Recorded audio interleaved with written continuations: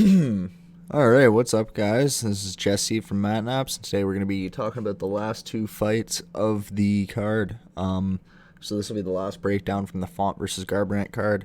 We'll be talking about the Carla Esparza and Xiaonan fights, or Carla Esparza versus Xiaonan and the Rob Font versus Cody Garbrandt fights. Sorry. So starting off with the Carla Esparza versus Xiaonan fight. Did not go the way I thought it was going to go, honestly. I was expecting Jan to put up a better performance. She's looked really good in her against her last opponent. She beat Claudia. She beat Carolina. She beat Angela Hill. Before she was in the UFC, she beat Emi Fujino. That was a no contest caused by accidental headbutt. But she's faced a lot of top competition, and she was going into this fight 13-1. So I was honestly expecting Jan to put up a better performance, but Carla looked great. Carla instantly shot in, took her down, smashed her. Second round, same thing, got the finish. TKO finish, second round from the mounted crucifix, elbows and punches, just finished her off. Won herself the performance of the night. It's good to see Carla back in that old form, when she was basically just a wrestler.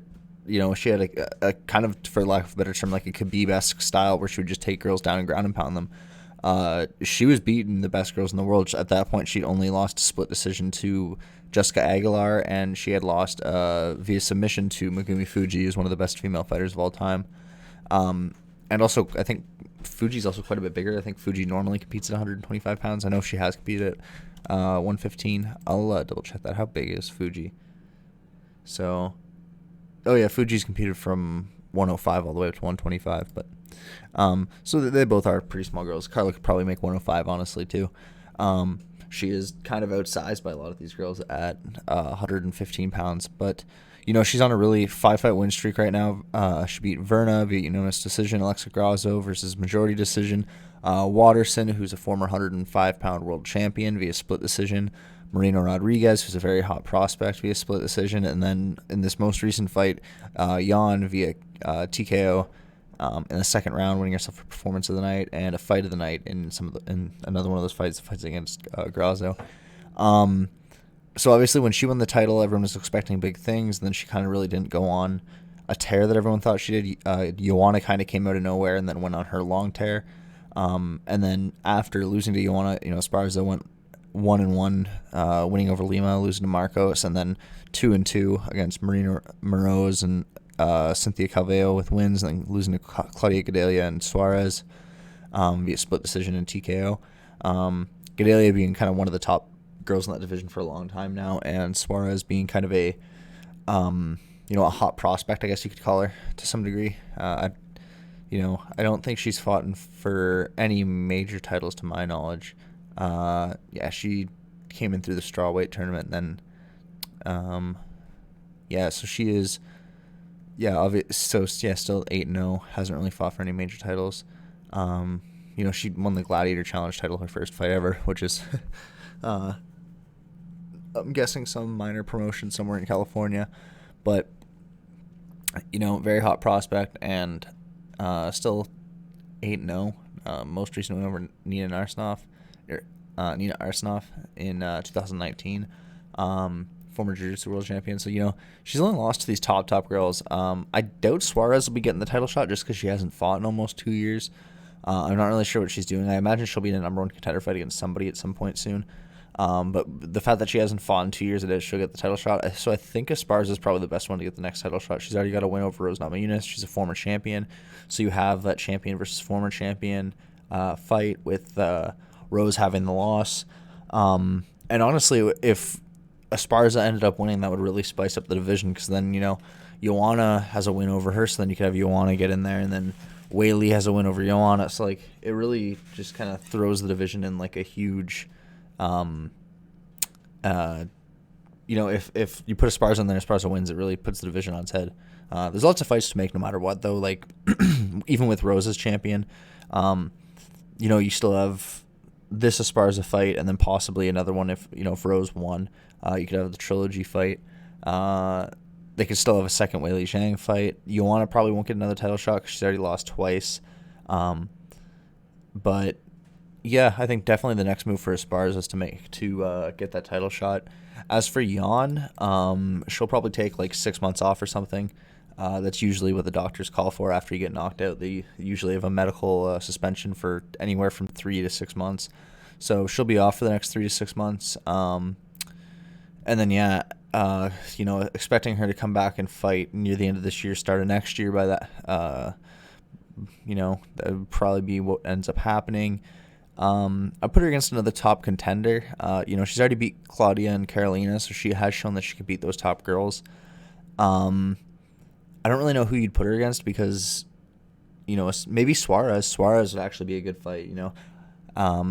Both of them they're probably the two hottest prospects right now that haven't either fought for the title or actually even held it. So, if you have Esparza fight next for the title, then do a Xiaonan Zhang Weili versus Ioana and Jacek 2 for the next number one contender fight, and then you could have Jan versus Suarez for the contender after that. Although it also depends too. The UFC might not want to give her a title shot again, especially if Esparza wins the title because she lost to her so dominantly. But yeah, I definitely say she has to work on her wrestling. She's got very good striking. But yeah, she definitely needs to work on her wrestling.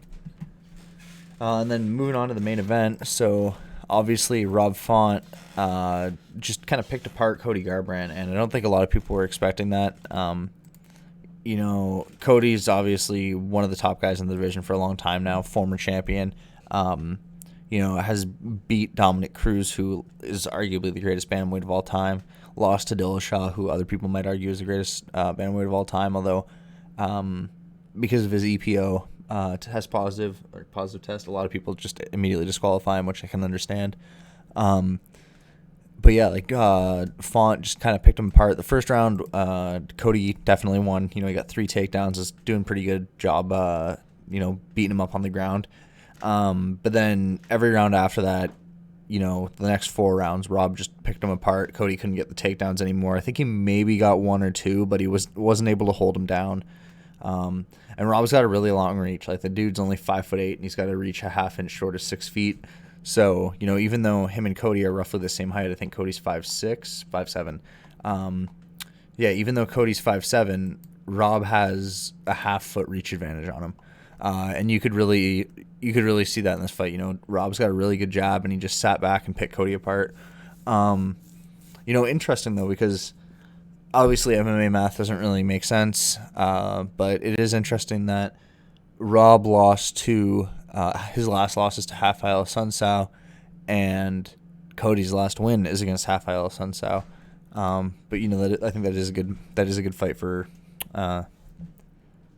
just impressive win for Rob Font. Like, I can't really say anything else other than that.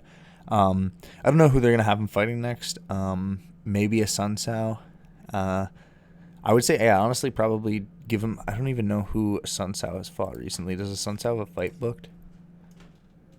Yeah, his last fight was that knockout against Cody. He's fighting Kyler Phillips on fight night. Okay. So yeah.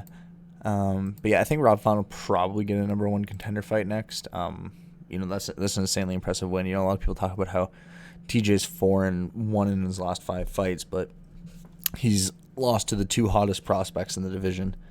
And TJ, who never actually lost the title, he was stripped of it because of the EPO. Although the guy that did take it after was Henry Cejudo, who did knock him out at 125. So,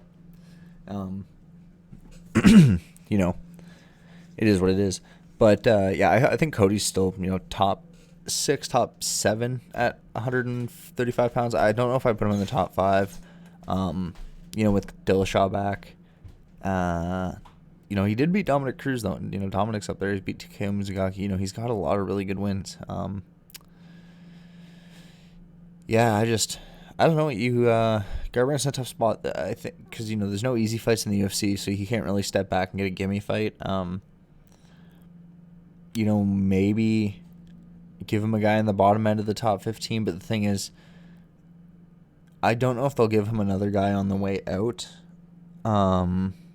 But Cody's so young. I think they'll still want to use him, right? Because he's only 29. That's the big thing with him, is him being so young, they can still turn him into a superstar. But then again, like a lot of these young guys, they age out of or smaller guys, sorry, they age out of the sport a lot younger. So you never know, because speed and reaction time is so much more important in the smaller weight classes, and that goes a lot sooner. Whereas in the bigger weight classes, it's a lot more about strength and power, which tends to go later. So you'll see a lot of guys in their 40s and sometimes even into their 50s competing at heavyweight. But smaller guys are done by the time they're in the late 20s, early 30s. There's some exceptions like Uriah Faber, but it's usually how it goes. But yeah, I think Rob Font. Next fight's got to be a number one contender fight. Obviously, he won't get the title shot because the division's kind of held up with Aljamain Sterling right now. Him, playing possum, and then Jan's obviously getting the next title shot because he beat the shit out of him in that fight and lost by DQ. So, Jan will go beat the shit out of Sterling again, and then hopefully not DQ himself this time, and then Rob can fight somebody for the number one contender fight. I'm trying to think. I'm going to check the rankings real quick, see who is in the top 15 that doesn't have a fight booked. Because that's the big thing, is everyone either has a fight booked or is like on, I guess you could call it like medical layoff from being knocked out because they won't let you fight for 3 to 6 months. So, where is it here? Bantamweight rankings. Oh, that's women's bantamweight. Where's men's bantamweight? There we go. So yeah, Aldo defeated. He's fighting Pedro Munoz though. Corey Sandhagen's fighting TJ Dillashaw. Marias lost to Font. Garbrandt lost to Font. They could give him Frankie. Frankie just got knocked out though. How long ago was that? February. Yeah, so he'll probably be out.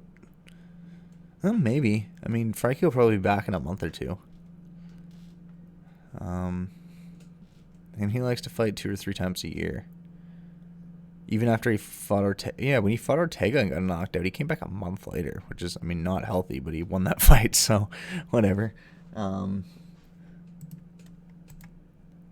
yeah, maybe Frankie Edgar would be a good fight for him. Rob Font versus Frankie Edgar. That's a win-win for the UFC because if Frankie wins, then now Frankie's arguably number one contender. Although I think they'll probably give it to the Sandhagen Dillashaw fight. I forgot that fight was happening. And they've also got Aldo versus Munoz. Man, bantamweight's in a really good position right now. It's a stacked division. Sterling, Aldo, Edgar, Dominic Cruz, Dillashaw is back. Jan, damn, that is a stacked division right now. Good luck to Rob Font. He might come out on top though. He's good, but I think Petr Yan will come out on top. He's technically 16-1. That loss shouldn't count as a loss, and he lost his one loss is by a split decision against Magomedov. So it's arguable that shouldn't have lost either. But yeah, that's it for today. Like, comment, subscribe, and see you next time.